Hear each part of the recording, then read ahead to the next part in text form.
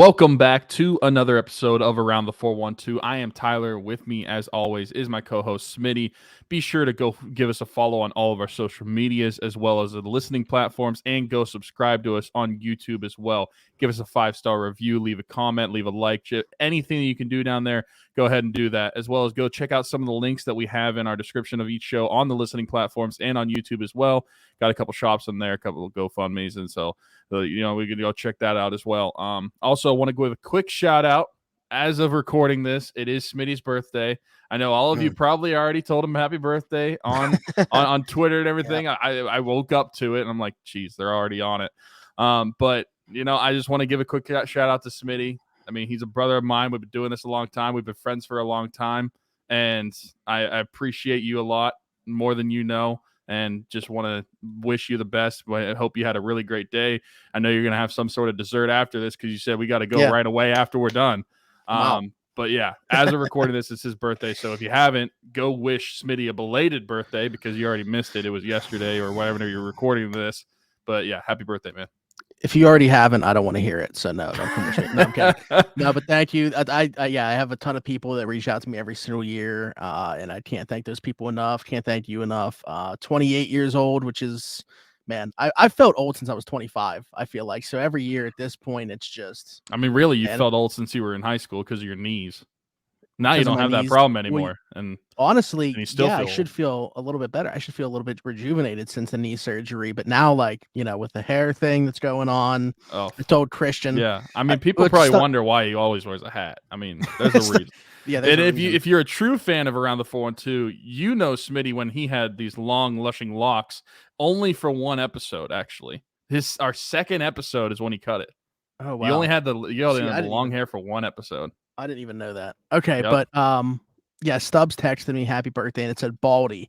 And I said it's funny because I was just telling Keek, who by the way sponsor the show, Keek's Barbershop. Yeah. I was telling him I'm trying to hang on until 30. But until you go fully bald. Yeah. Mm-hmm. At that point I think it's gonna be. I think it could work for you. You got it. I've been bald in the past on accident. So yeah, I think it could work. You have to keep the beard though. I don't think you could ever go full no beard. And although I would really love to see, occasionally during like Movember or something when you shave the beard and just have the mustache, just a clean slick bald head with the mustache. That would look pretty good. That would look pretty good. But one more thing before we get into the actual sports of the show, I just wanted to bring up, and it happened yesterday. Pittsburgh, we lost a Pittsburgh sports media member, longtime host and a really impactful person in the Pittsburgh sports community, Stan Savran. Neither of us really had any interaction with him, but since we have this little platform, we just want to say that we're sorry for the loss of the Savran family. I know he was a huge impact on the Pittsburgh sports scene for such a long time, and outside of what he did in the sports community, everybody has resounded him as just such a great person and a true human, good person and human being. So just want to say our thoughts are with the Savran family, and rest in peace, Stan. Yeah. He had been battling cancer, diabetic as well. Those are obviously not that's not a great combination there. And when he had put out an update back in April about getting his right foot amputated, it had seemed like, okay, this is just like really on a decline at this point. So yeah, obviously a tremendous loss in the Pittsburgh community. It is very rare, especially not saying that we are in the sports media world, but we have like an eye on it pretty much at all times. Yeah. And we know, even not being directly in that it is very rare to, really have no enemies in that business because it's very hard to do. It's very hard to be competitive in that business, get to the top, and also be so well respected by literally every single one of your peers. And yet that's all we've seen. You look back at yesterday when the news broke, not a bad word said about the guy. Not that really people are going to say a bad word literally the day that he passes. Right. Those are genuinely how we've seen people talk about this guy for years. Like, it wasn't just because he passed. Of course, people are going to then really show their gratitude towards him. But this has been something where he's kind of always gotten his flowers. And that's really, the best part about it is people really didn't wait until he was gone to give him those flowers. He's been called, the grandfather, the godfather of Pittsburgh sports in the media game. And I think that's, no truer testament to how impactful he was. The one thing I will say, and this is kind of a call to action for everybody that is in the media game, because I saw somebody put out this tweet, and I'm so bad at doing this. I'm going to start bookmarking tweets. So if I bring them up on here, I can give the person credit. I saw somebody say, if all these Pittsburgh sports media members are saying this is the guy that they looked up to, this is why they're in the business. He was, somebody that they've watched and has kind of been an influence. Why do more people? Why is not every single person that says that? Why do they not act the way that he does? Why has the game completely changed in Pittsburgh sports media with people acting the way that they do and having so much, it being so hot takey and all about the engagement and stuff like that? If the person that you grew up on idolizing and the reason that you're in this business was not that way, and you're saying that that's the reason that you're in this business, what changed? So this is kind of a call to action for everybody to just be genuine, be a good person like Stan was, and he would want you to be. Love the show. I agree. All right. But yeah, rest in peace, Stan Savran. I think because of talking about Stan, now Stan talked about all sports, right? But I think the first thing that you think of would be the Pittsburgh Penguins when you think about Stan. Also, wait, actually, we got to take it back, because you know how impactful you have to be within Pittsburgh sports to get an individual tweet about your passing from every single team. You didn't play for them. Yeah. All three teams putting out a tweet about the passing of Stan Savran. Anyways, sorry, that just crossed my mind as we were starting to get into this here. But you brought up something to me that I hadn't even seen. And obviously the Pittsburgh Penguins search for goaltending kind of has to be a very wide net this offseason. They have to look far and wide when it comes to their goaltending options. One option that's obviously going to be out there, maybe the top of the board, would be Connor Hellebuyck, who basically told the Jets, nah, I'm good, in terms of an extension in Winnipeg. Obviously that's kind of an ideal candidate, but you look at 1 year left on his contract, and then what's that going to look like after that? Can the Penguins afford to do that? Would the Penguins want to do that? Because we've kind of talked about goaltending, not at the same level of running back in the NFL, but it's kind of like a devalued position where a lot of teams opt to not pay at least one guy in net. If anything, you're having like a 1A, 1B, and maybe you spend a little bit on the position in total, but not on one guy. So is that even something that like an analytically inclined guy like Kyle Dubas is going to do? Potentially, we'll see. But they were listed as one of the teams that, could target a Connor Hellebuyck trade. And where are you at with that? I mean, what do we know what even a potential package could look like? Are we sure that the Jets won't just use him as their own rental? Because I mean, the Jets made the playoffs last year. It's not like they're, unless they really do decide, okay, Pierre-Luc Dubois looks like he's definitely going to be out, so they're going to move him. And then at that point, they just decide, all right, let's just start over here. Yeah. I'm very interested in Connor Hellebuyck. And I think that it's an interesting position for the Jets to be in, knowing that Hellebuyck has basically just ruled off an extension. And so now the cards have basically been taken away from the Jets' hands if they want to get anything. Because sure, they could have him play out this season and then he's gone and you get nothing for him. And I've made it very clear in past shows that I'm never a fan of doing that. If you can get value for somebody, if you know they're going to move on, you might as well do it. So the Jets are in an interesting position where knowing that he's not going to want to stay around, how much can they really ask for a team? I still think they can get a decent haul. And I would think that would probably start with a team's first round pick, even though it is only the 1 year. Connor Hellebuyck is still a very elite goaltender. I mean, he's 30 years old, which, I mean, it's funny because we bring up 30. 30 is like an odd age for the Penguins. Do we want to keep bringing on like guys that are 30 plus, make this team even older? But he's shown, and goalie is one of those positions where even into your 30s, it's not really your body deteriorating as much, as more so. I feel like a lot of it is like mentally for a lot of these guys. But after that, he's a free agent. So this year it would be 6.1666 until pennies.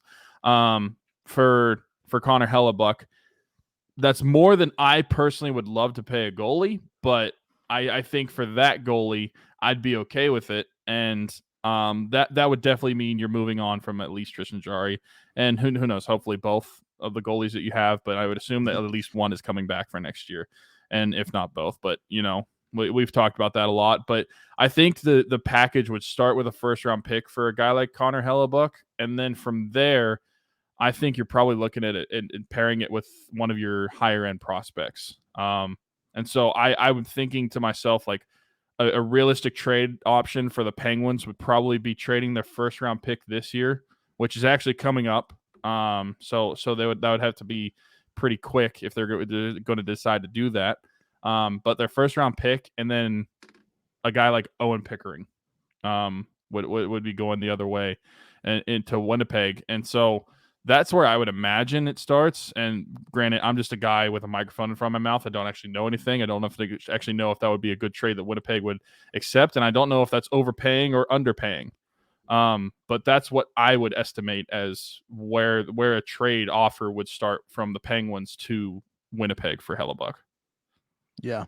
The thing is with Hellebuyck, to your point about the other goaltending, I think that if you're getting a guy like Hellebuyck, then you're fine with DeSmith being the other guy, because you look at Hellebuyck since he became the full-time starter in Winnipeg, he's had 7 full seasons under his belt. He averages 58.5 starts per season since becoming the Winnipeg Jets. And those are also lowered because of the shortened seasons by the NHL. I'm looking at his actual like games played. Like last year, he played in 64 games. The year before that, he played in 66 games. So he's going to be playing the vast majority of the starts for a goal. So I would be fine with Casey DeSmith at that point. Yeah, you're talking about a guy to play like 15 games. So I mean, I think in that situation, Casey DeSmith is fine, and that's probably the best case scenario for him, because we've seen him in short spurts succeed and play very well. The problem is, as that workload continues to grow, he gets worse and worse. Like, some goalies thrive off that. They need to see the puck. They need to like kind of get action to play better. Casey DeSmith is not that guy, and we've seen that play out the last few seasons in Pittsburgh.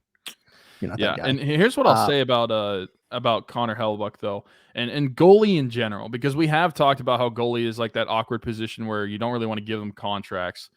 But when I look at the Penguins and I look at the past of the Penguins, and when I mean the past few seasons, and how goaltender is really the position that's really killed them, especially when it comes to the postseason or even getting to the postseason this past year. But I look at that, and then I look at the goalie market in general. I mean, sure, there's a couple guys that we would like to have, but they're guys like Connor Hellebuyck that we're talking about that are someone that we're going to have to acquire, whether that would be like a UC Saros from Nashville, a Wrights for Jeremy Swayman from Boston. Like there's guys like that where you still have to acquire something for them. The free agent market is just absolute trash for goalies this year. And moving forward, if the Penguins are going to want to improve in goal, I think that we would probably have, or they would probably have to be more open to giving a goalie a contract like what goalies around the league are getting. Not that I'm going to say I'd love it, but when I look personally at the past couple years for the Penguins, I'm more open to the idea of giving a Connor Hellebuyck a more lucrative contract, just because he's a proven goalie that I know is going to win you games. And I think that that's a position that has really hurt the Penguins a ton the past several seasons. And because of that, I'm more willing to hand out the cash for it as well. Normally, I wouldn't do that, but I think it's just circumstantial. Like Penguins, if you really want to win with these last couple seasons of Crosby and Malkin, you got to figure out something in net. Yeah, I mean, if you look at just from a consistency standpoint, like, because goalie is so volatile, like we've talked about it before, like a guy could have a Vezina season and completely fall off the face of the earth. Other than like Vasilevsky, who's been more consistent than Hellebuyck since he became a full-time starter. Like, I'm not saying Hellebuyck's not many. If there are, they're not many. Yeah, like I think Hellebuyck's top 5. I'm not saying he's the number 2, like, because obviously the emergence of like Igor Shesterkin, but he hasn't done it for as long as Hellebuyck has done it yet. UC Saros, didn't take control of that net from Pekka Rinne until the last few seasons. So, going back to, like the last 7 where Hellebuyck has been the guy in Winnipeg, I mean, he's been a top 5 goalie consistently over that period of time. So you're betting on that all of a sudden not changing, of course, but that's a pretty good bet to make when you look at the body of work. So there's definitely a price that I would pay. What did you say? First round pick and I Pickering said or something? I think first round pick and Owen Pickering. Yeah. I mean, I know people are probably like, that's a tough pill to swallow for 1 year Connor Hellebuyck. I don't think you can make that deal unless, an extension is agreed upon. Like you're pretty sure. I mean, it might not be a sign and trade, but it should be treated like one. Like you're going to get a contract out of him whenever you trade for him. Right. Yeah. And I really don't think that's too steep of a price. I think Pickering is an okay prospect. I'm not viewing him as some like untouchable. I think if Penguin fans are, it's because it's the state of the Penguin prospect fans, pool. Yeah. Penguin fans look at Owen Pickering and we'll probably see a guy that is higher ranked than pretty much all of our other prospects and a guy that can potentially play at the NHL level. But he's not a guy that's going to be a star at the NHL level or even like an above average starter at the NHL level. I think you're looking at like a POJ. Like I think that's probably where his ceiling would be is like where POJ could be. So I think that you're getting a quality defenseman out of him, but I don't think that you're getting some guy that you're really going to be missing if you're getting a Connor Hellebuyck in return. Yeah. The other thing I wanted to mention Penguins wise was Jason Zucker was on NHL Network talking about his situation. Obviously, I mean, he's flat out said vehemently he wants to remain in Pittsburgh. Obviously, there's some things that need to kind of work themselves out financially. Obviously, the term is going to be a big thing too, being that he is also over 30 years old. I saw somebody bring up an interesting point, though. His agent is the agent of the kid. I can't think of what his name is, nor do I really care to know it because of the situation. The kid that was drafted by the Bruins that they ended up releasing his rights after because of that whole bullying thing. Oh, I know what you're talking about. Yeah. Yeah. So that's his agent. That's also Jason Zucker's agent. And a ton of people have dropped him as an agent. He only has like 4 clients in the NHL now. Jason Zucker is one of them. And for that reason, he could be more like now Jason Zucker ultimately at the end of the day, you would think would be able to control his own destiny, but this guy might be looking to get like juice the money out of it because he doesn't have any clients in the league anymore. Mm-hmm. At that point, that could make sense. Yeah. From a management standpoint, that would make sense. But like you said, Zucker, you'd think would be able to have a say in what his contract is, unless it's like a Freddie Freeman thing. Right. And but if he's that genuine about wanting to stay in Pittsburgh, then he's going to have to take a pay cut, and he probably knows that. And he's not going to get a long-term contract, and he should probably know that. I mean, I feel like any GM or president of hockey operations, whoever's doing the negotiating right now, should make that very clear up front that, listen, you're getting like a 2-year deal if you want to stay here, and it's going to be for like $4 million per. And hey, if you buy out Granlund, there's your $4 million. There you go. Slap that 2 on the years, cap right $4 now. million. If Jason Zucker provides what he did last year for 2 more years at $4 million, that's a steal. Sign me up. Yeah, absolutely. But we've brought it up on this show. We brought it up with Hunter, and we brought it up with Danny and Eddie. You don't really want to go past Danny and Jesse. Excuse me. Did Eddie's name loser. You don't really want to go past that 3 million or 3-year mark for Jason Zucker. I don't even want to give him 3 years, but that should be the absolute max that you'd be handing out. Like I said, preferably you're looking at like a 2-year contract. And I go back to that like 30-year age thing. I don't want to keep littering the Penguins roster with guys that are in their 30s. I would like the team to eventually get younger. And so maybe 2 years down the road. Yeah, and I think he'll help that this season in the off season. But I'm okay with getting younger in 2 years if Jason Zucker signs like a 2-year contract at like $4 million. That would be amazing. But I think that if he's genuinely sincere, like he's making it seem like he is, he should know that he's not going to be able to cash out here. Right. I think he's well aware of the situation at hand here. So don't know if Dubas has gotten into contact with him and his agent yet or not, but I would assume that happens in the near future if it hasn't already. Depending on how things go the night of recording this in the Stanley Cup final, if Vegas wins, that buyout window opens within 48 hours, and we could know, Granlund's future as quickly as that. So we'll see. And then that could really open the door. I mean, Dubas probably has Granlund's number on speed dial, just waiting for the Windows cup open, to all be. right. Yeah. Windows open? All right. Let's get this done. We've already got the contract signed up. It's so interesting to me. Obviously, this has been the case, but I always, every time it happens, I'm just blown away and think it's really weird when there's trades going on while the season's still going on, like the Provorov deal and stuff happening, while the NHL finals are going on, Stanley Cup finals going on.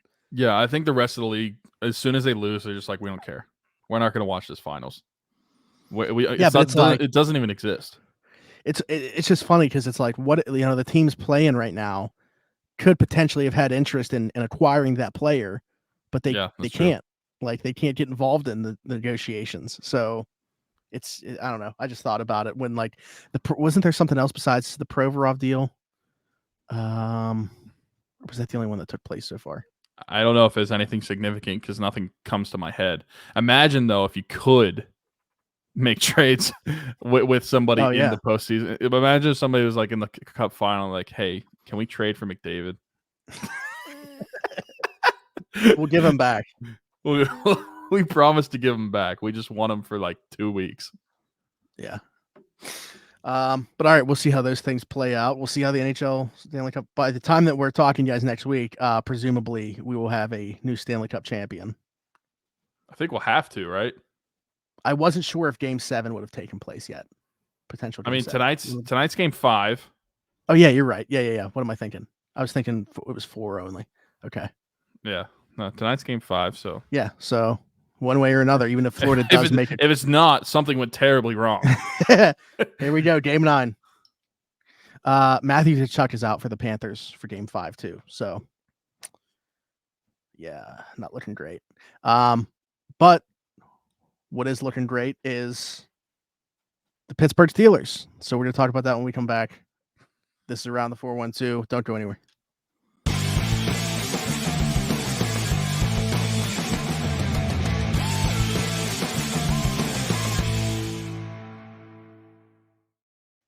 I have some bad news for everybody. We're about to talk about the Steelers. Unfortunately, just Tyler and I here. Steelers running back Alfonso Graham, who was supposed to join the show tonight, was unable to do so. Been messaging with him about it and everything. Hopefully we can still make something happen in the near future. Was really looking forward to that conversation. Had some great questions planned out, some good topics.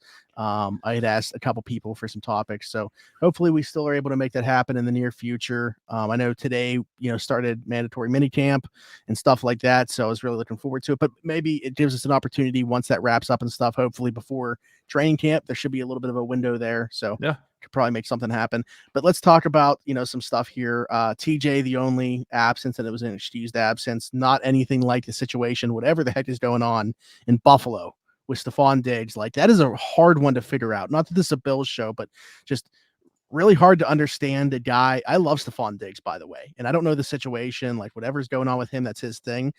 But on the surface, you can normally tell, okay, it's a money thing, or he's not happy. Great quarterback, great connection with his quarterback. They seem to be very good friends. Making a ton of money this season, already guaranteed. I'm a Super Bowl contender. It's very hard to figure out on the surface, what the situation is with Stephon Diggs not being there.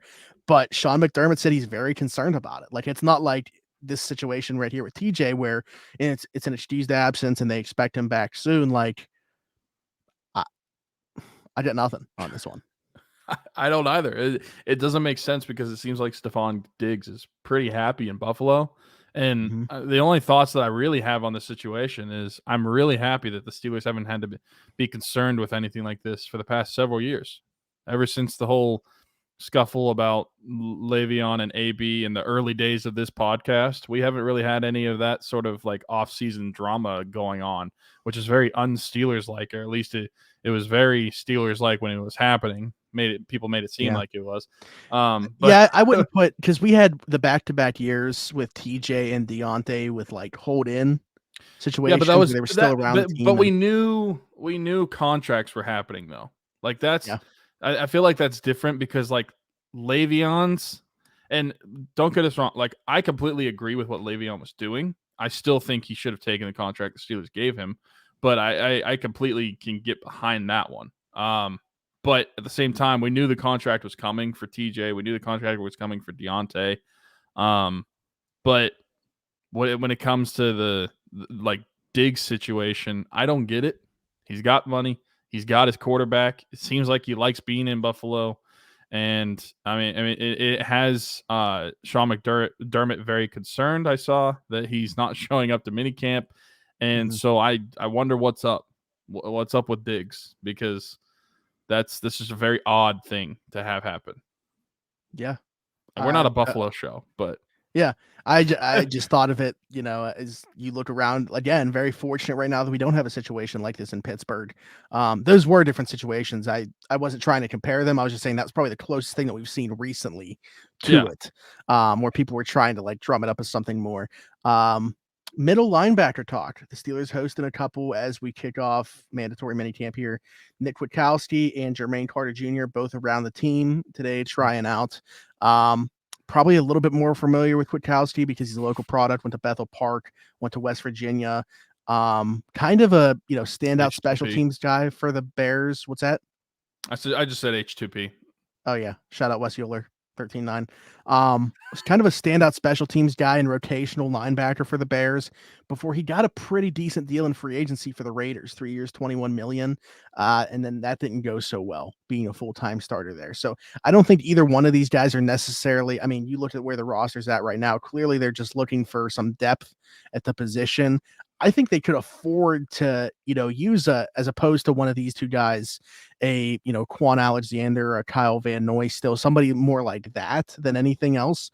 But there's still the need for this type of player to like a special teams guy that can offer depth at the position, if that's the route they go. Now, if that is the route they go, I said it last week, but you got to feel really good about Cole Holcomb. You got to feel really good about Elandon Roberts, and you got to feel really good about, a year two Mark Robinson, who has earned a ton of praise from what he's done at OTAs and was even getting some starter reps. So if this is the route they're going as opposed to a starter capable guy, I think that's a testament to where those other three must be. Yeah, and I'll say kudos to the Steelers if they feel that confident in the linebacker group. I can't say that I do right now. It leaves gives me a little hesitation when I look at the depth behind those three guys. I'm sure those guys are going to be some impact players on defense, but what happens if any of them come out realistically? And we have concerns about positions like that, but at linebacker, and it's not even guys that we have had around. These are all new guys outside of Mark Robinson. Behind them, we just don't know what linebacker is going to look like. We don't even know what linebacker is going to look like with the starters that we have. But when it comes to the guys behind them, it's definitely more concerning for me. So if this is the route that the Steelers are going to go, then good for them. I really hope that they have the confidence in these guys, and I'm sure they do. I'm sure they'll make the right decision, or at least I'm hoping that they'll make the right decision. But it's an interesting one to not bring in guys like you were saying, like Quan Alexander or Kyle Van Noy, and be okay with just looking for like more special teams role players than actually impact players on the field. Yeah, and I think they can afford to double dip, to be honest. Like if they come out of this with Kwiatkowski and then end up, down the line, I don't know if the door's still open for a Quan Alexander, but a body that gets cut when, those rosters get trimmed from 90 to 53, because it's all going to happen at once now. If there's another guy there that you feel like, okay, this guy offers you some coverage upside, heck, let's talk about real quick. I didn't have this on here, but we've kind of touched on him in the past. Isaiah Simmons, if he were to be available, I know people keep talking about like the Chase Young thing. I really do not see that one. But if Isaiah Simmons, who it sounds like they're trying him more at edge as an edge player this year in Arizona, why not? If he becomes available, I'm very interested in that. For everything that he can do for the defense, wearing multiple hats, but especially from a coverage linebacker standpoint. He hasn't been great in Arizona. Don't get me wrong. It's not like I'm like pounding the table for this guy, but I am very interested if Arizona is willing to let him go for like a day 3 pick or something like that.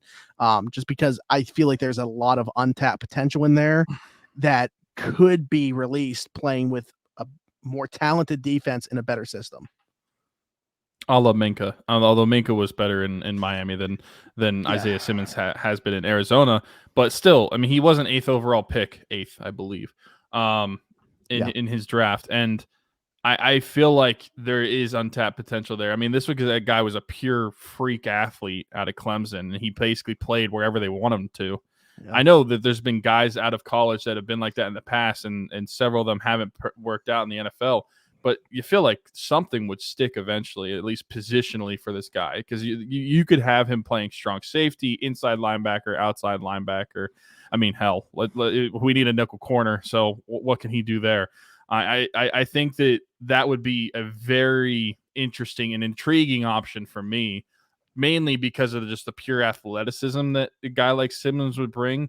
But you could just experiment with him at different positions and actually have someone that is more normal to do that with, because you had little experiments like Marcus Allen moving from safety to inside linebacker. But he's not a guy that like ever played linebacker, and he didn't really have the size to be an actual linebacker.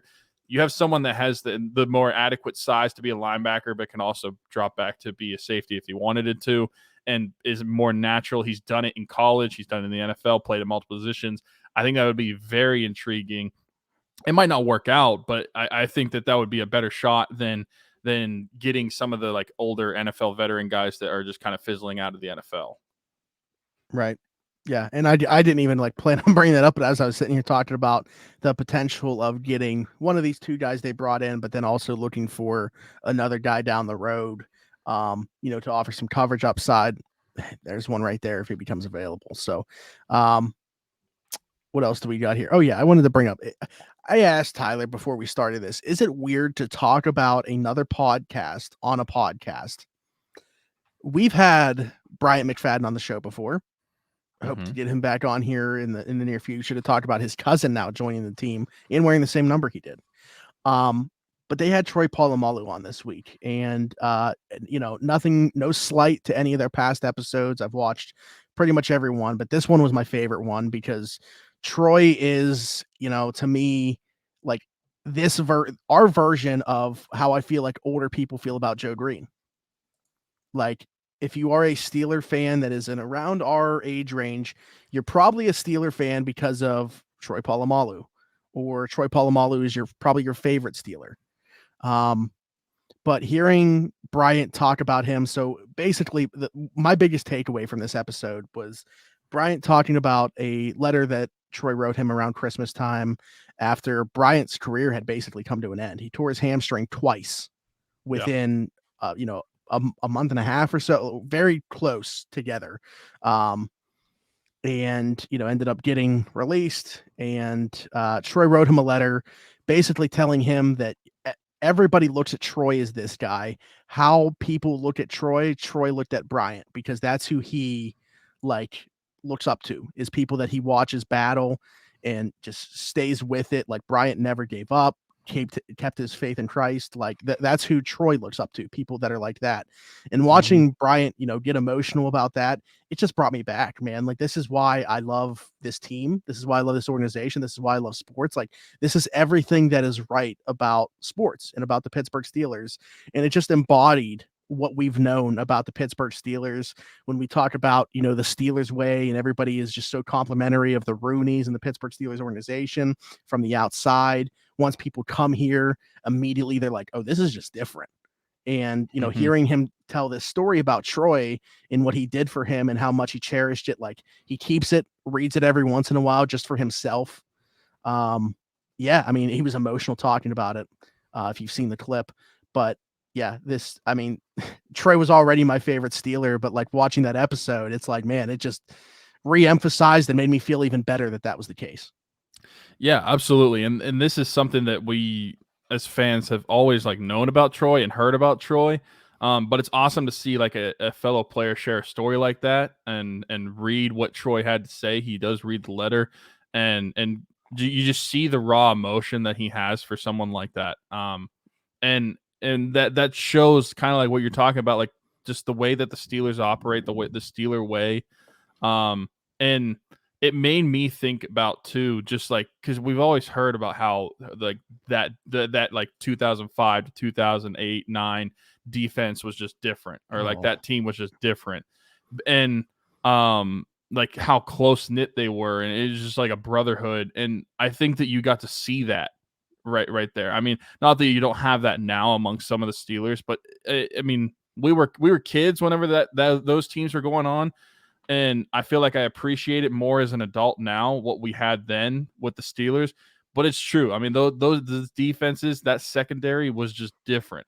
And I think you got to see how close-knit they were. I mean, you think about how this is just like a job to them.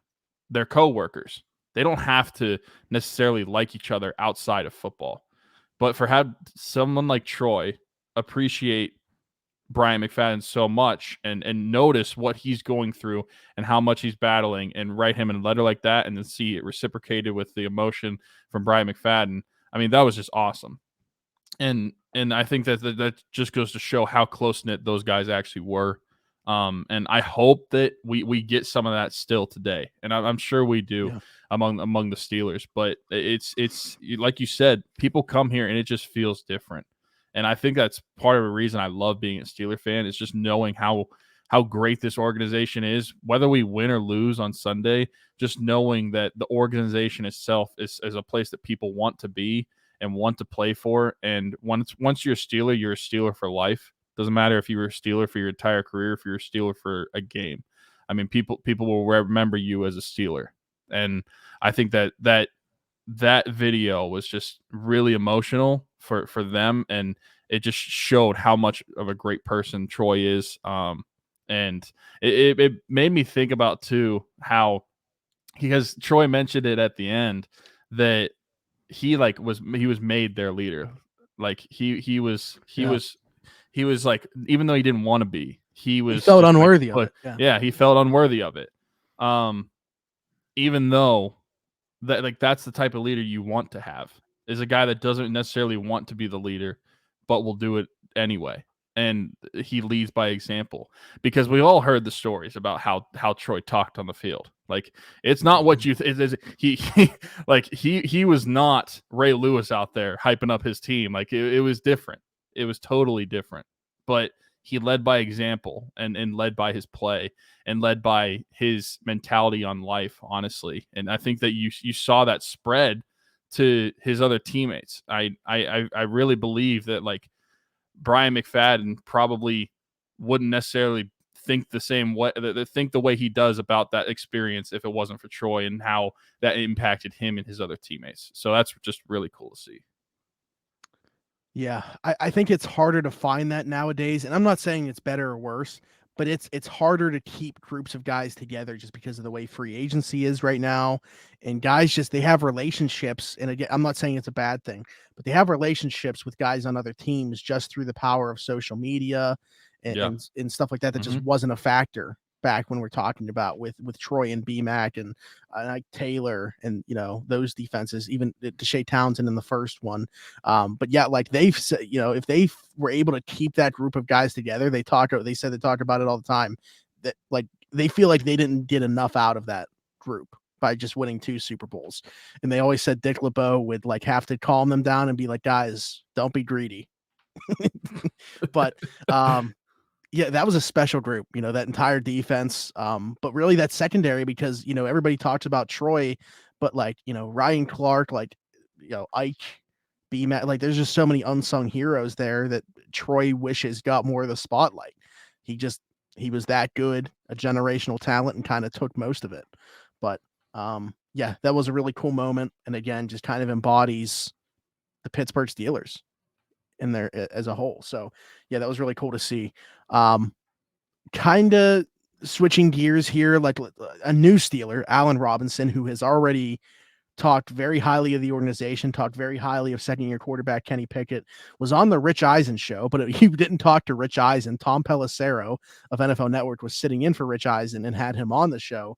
And he was talking about, his time in LA, what went wrong, obviously all the injuries that they had there last year. He still feels like he has something left in the tank. What else is he going to say? But has been talking, not just in this interview, but in everything that he's done since becoming a Steeler, very highly about his quarterback, which one, smart, you want to get those targets from your quarterback. So, but two, every time that anybody talks about Kenny at this point, it just seems like the first thing they talk about is his leadership, his ability to communicate, how much command he already has of the locker room for such a, young guy just going into year 2. Hasn't played a single game in year 2 yet. Didn't even play a full first season as a rookie. And he already has this type of command of the locker room and his guys. He's, this is his team. He knows it now going into year 2. And that's obviously great to see from that standpoint. You got to go out and put it out on the field. But for, Allen Robinson to immediately come in and that be a takeaway, I think it obviously confirms what we've already known about Kenny. If he's not going to succeed, it's going to have nothing to do with like the off the field, like intangible stuff. It's going to be obviously some physical limits, but that's a different conversation.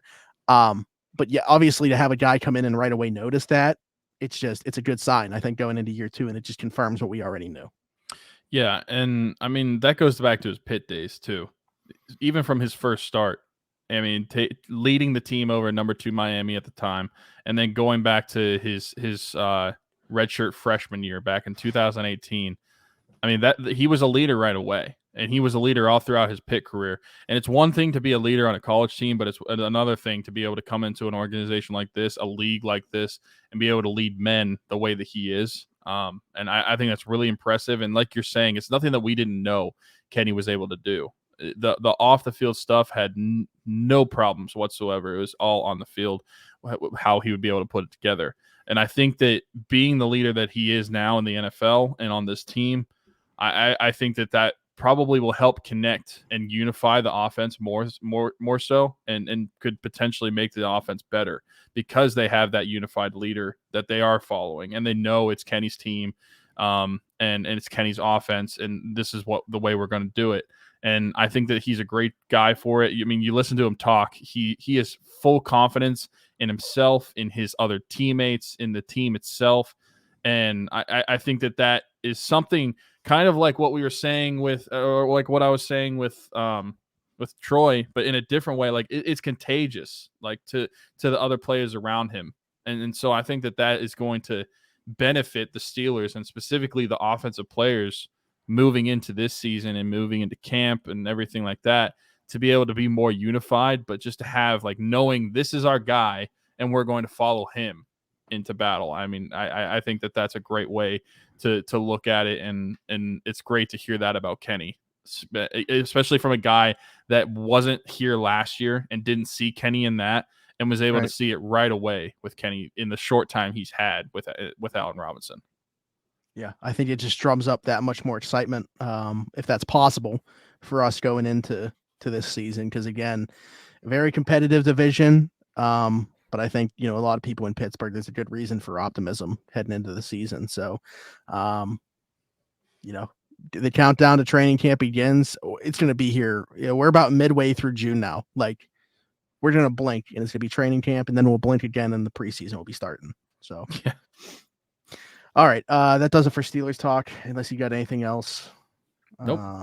No, I do not.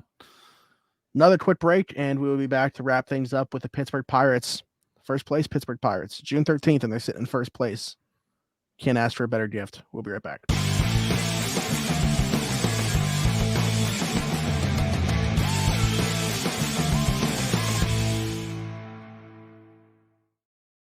All right, and welcome back as we wrap things up here on Around the 412. We're going to switch gears, talk about some Bucco baseball.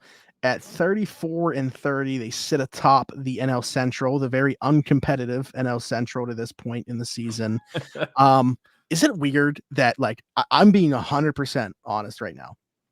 The team that scares me the most in the NL Central is the Cincinnati Reds. No, I don't think that's weird. Especially since they called up De La Cruz. I mean, that just makes that team even better. But so similar. I'm not saying they're parallels one for one, but it's so much like O'Neal Cruz. Like everything that he's doing, and I know like Pirates fans are saying he's nothing like O'Neal. Reds fans are saying he's worlds better than O'Neal. Just the impact that he's had right away, the hard hit balls, the sprint speed, like just the highlights Size. are. I mean, even down just the physical traits of the player. I mean, I think it would be foolish to say that they're not similar in at least some aspects. But yeah, I think that the Reds are probably the most intimidating team right now, which is crazy because the Cardinals are still in last place, 13 games under 500. Weep.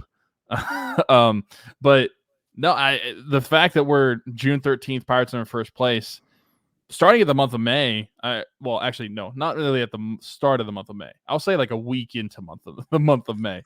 I thought we were going to be back down into like third or fourth place by now, but they've been able to tread water. They've turned some things around. Now, I'm not going to say that they have looked great overall the past several weeks. I mean, I still think they've played a lot of mediocre baseball, but they've been able to play at least more around 500 baseball than they have just losing several games in a row. And I think that the level of competition is pretty decent in terms of like who they played and who they are able to get some of these wins against. But yeah, I think that they're in a great spot moving forward, especially if you want to look at postseason contention. I don't really.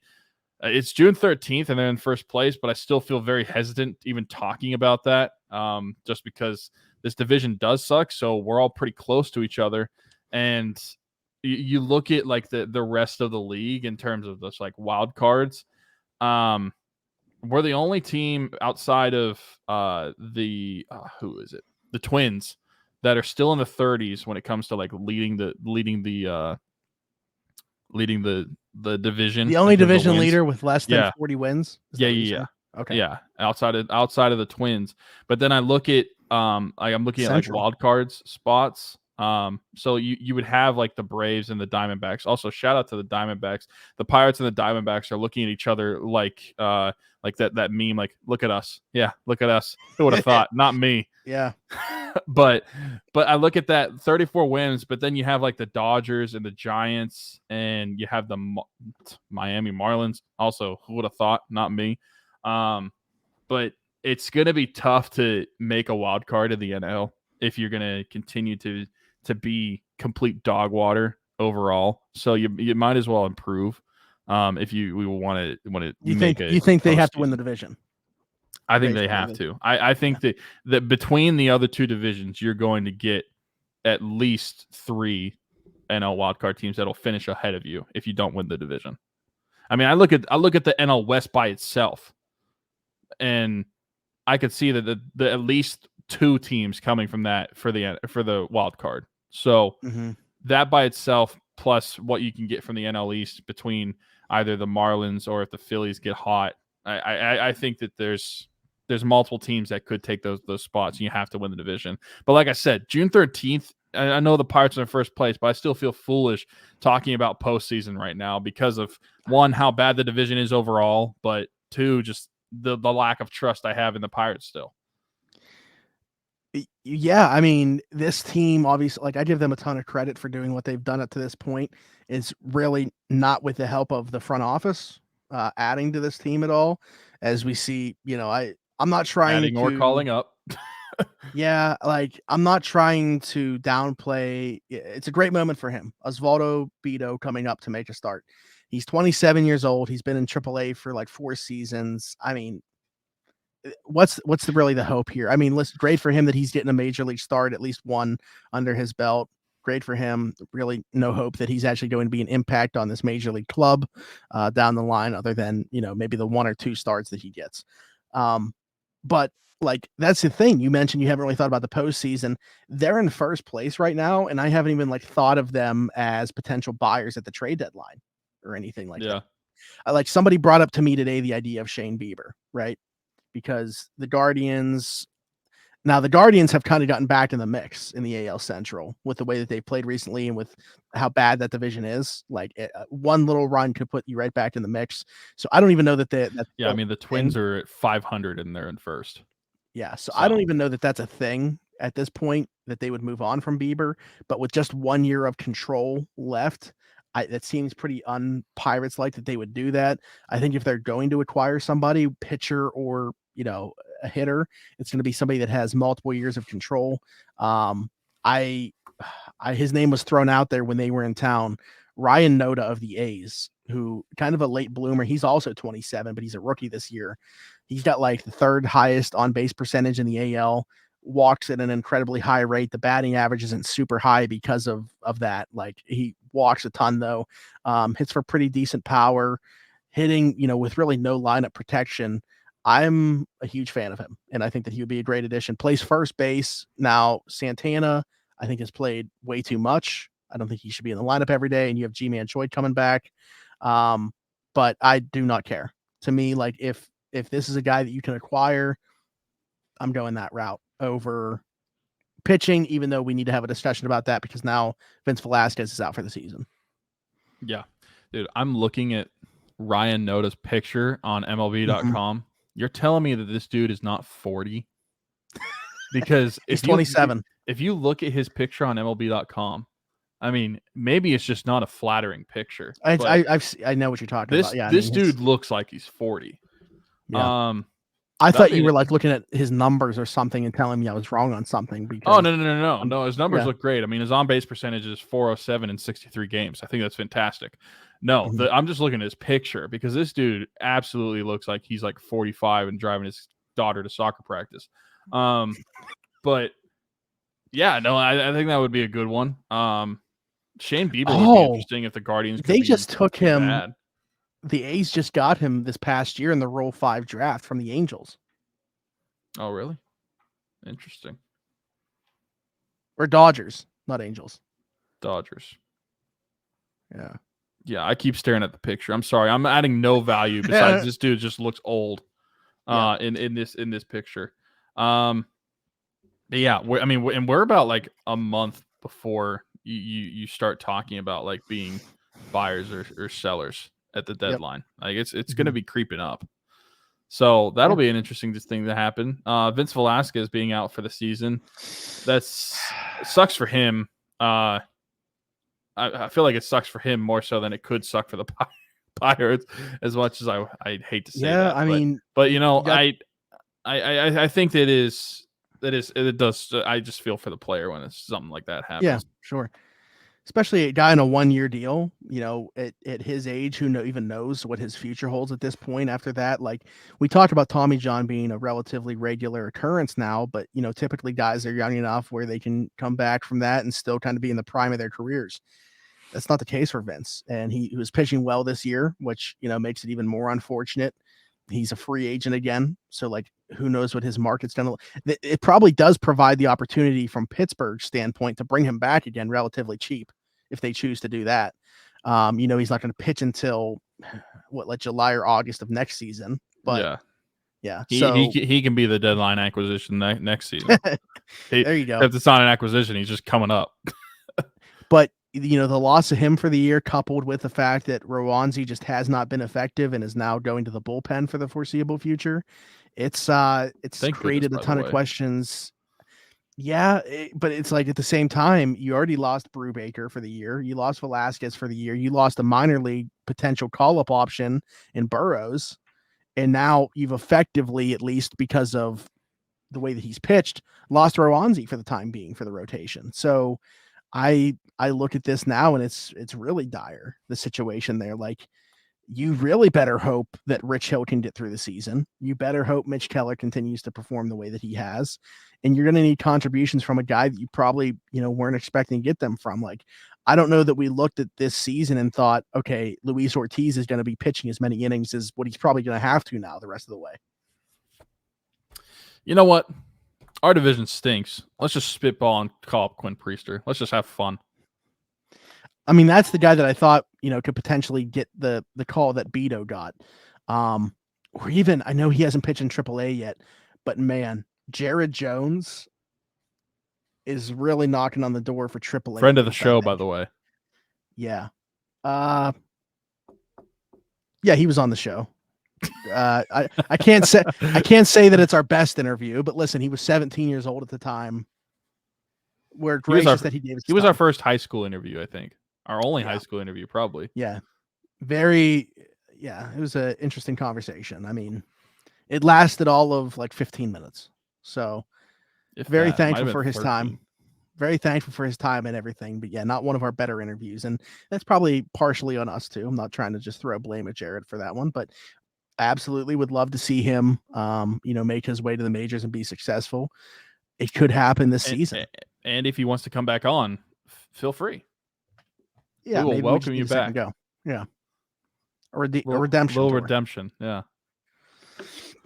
But it's gonna be interesting. They're gonna have to get creative here.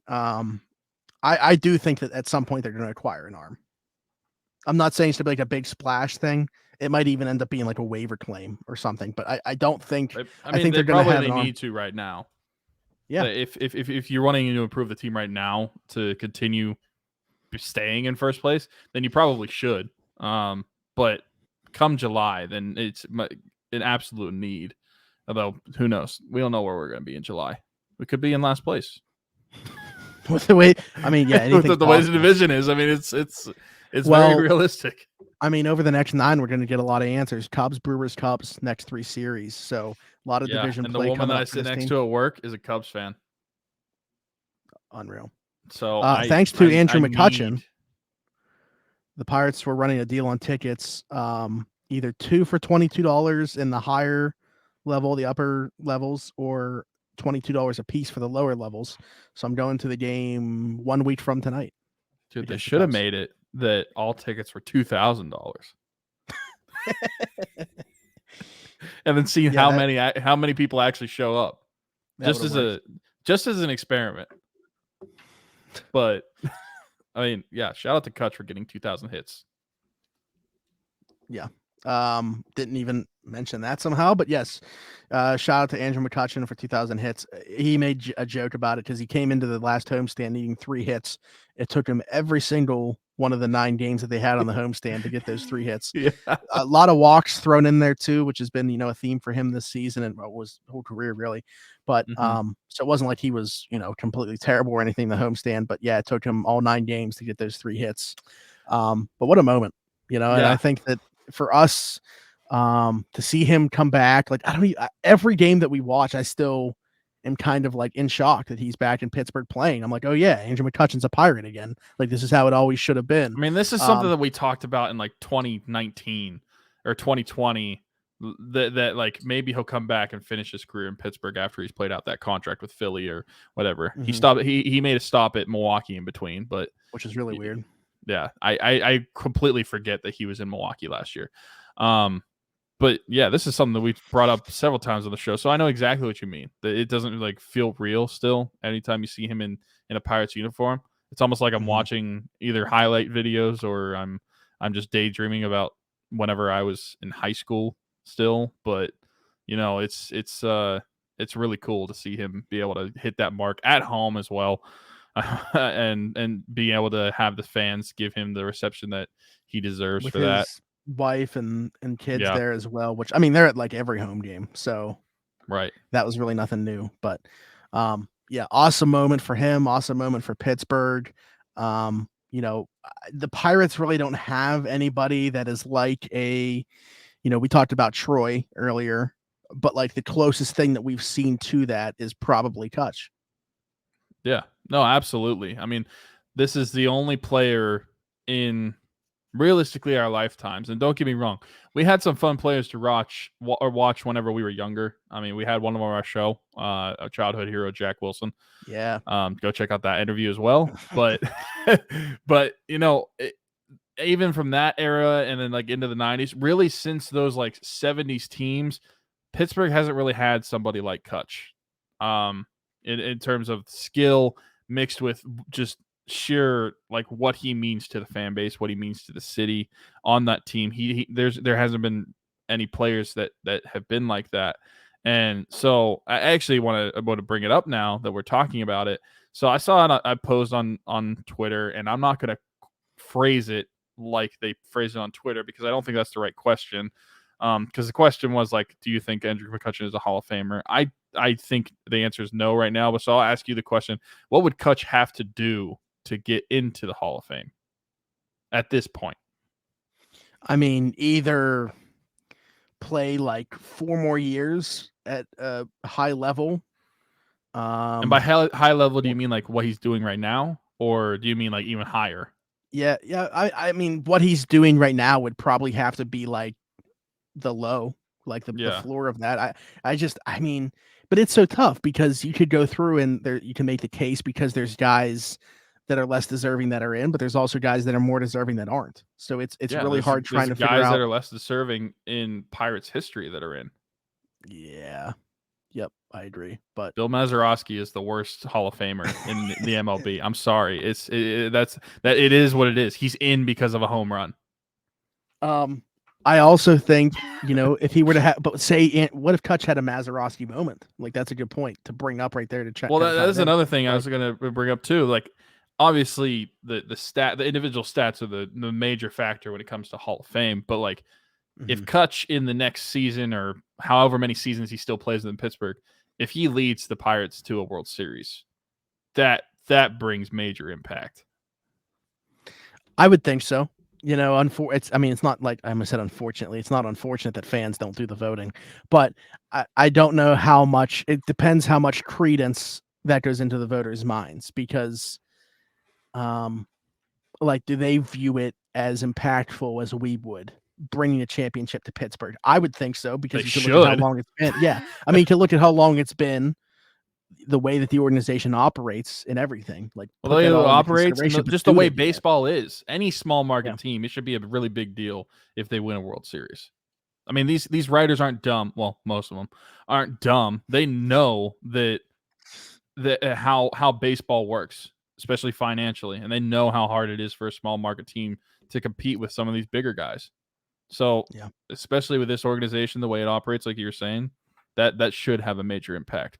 So, yeah, I don't think Kutch is a Hall of Famer right now. I think that he has a long way to go for that, unfortunately. But I think just from a Pittsburgh perspective, and I asked this to people as well, but like, do you think that 22 will be retired by the Pirates? Yeah, I don't think that's a question. Yeah. I don't either. I would have felt that way even if he didn't come back. But with him coming back, I think that's the stamp. The real Pittsburgh question is, does he get a statue? I don't think so. That'd be tough. Because here's the problem. I look at the statues outside of PNC Park, and all of them won a World Series. Like, all of those guys were part of World Series teams, and Kutch hasn't been, and it's hard to hold that against him because it's not just him, and the Pirates are in the situation that they are. But it's tough for me to say that he would get a statue. But yeah, absolutely, I think 22. As soon as he's done, it'll be retired. Do you have anything else? I want to bring up one more thing that's not related. I don't. We can wrap this thing up. So go ahead. You mentioned that there's going to be some GoFundMe links. I understand that people are like, why do they keep adding to this? There is a listener of the show, someone that has supported me and has supported us since the beginning that suffered a massive loss just yesterday. Our friend Brandon Bentz, the mother of his children, it suddenly to us, because I had seen him very quickly put out that she was sick, and then all of a sudden that she was in hospice care, and then he tweeted out the birth and death years with a picture of them. And I can't imagine, obviously having that loss. We talk about all the time how fortunate, we are to have both of our parents in our lives. So I thinking about him, thinking about the kids, GoFundMe was set up to help the financial burden of that. It is only $108 away from reaching the goal. So what I'm going to do right here live on the show is donate the rest of that amount to be able to hit that $4,000 goal. Like I said, Brandon's been somebody that's supported us from the beginning. It donates every year to Rocking Around the 412. It's the least that I feel like we can do as a show and continue to push the word. This thing could go beyond the $4,000 that they're asking for, but I would at least like to make sure that it reaches that goal. So the link will be in that for you guys to continue to donate. Would greatly appreciate you guys retweeting that tweet that I've already put out there and amplifying that. And of course, if you can donate, please do so as well. But thinking about Brandon and his children in this tough time, and the entire family and anybody that knew Angela. So June 12th, man, that loss of Stan Savran too. That's going to be a day that like I just think about all the time. One day before my birthday. It's going to just be a day that's kind of like ingrained in my mind, not for the right reasons. Yeah. But yeah. My birthday's in February, so I can't really. Yep. But yeah, man, weird time to just immediately go like, all right, well, that's the end of the show. But yeah, so the link to that will be in the description of this, wherever you're watching or listening. And again, if you can donate, please feel free to do so. The links to Haley, our friend, her shirt company, which just I think she's in the top 3 for best in the Valley, best brand new small business or something like that. So that's awesome that she's getting that recognition. Also, she was sending some shirts to to Alfonso. So yeah, he better come on the show in the future because she's sending in some shirts. But there's that. Also the GoFundMes that we've mentioned in the past. So yeah. Thanks again for watching or listening to another episode of Around the 412. As Tyler mentioned at the top of the show, be sure to like, subscribe, hit that notification bell, give us a 5-star review, all that good stuff. Wherever you're watching or listening, you can subscribe to the entire link tree that is in our bio as well. Don't miss a show. Don't miss any video that we put out on here. I know we keep saying it, but we promise there's going to be some different content coming to the channel in the near future, hopefully the very near future. But until next week, for Smitty, for Tyler, this has been Around the 412, and we'll see you then. Bye-bye.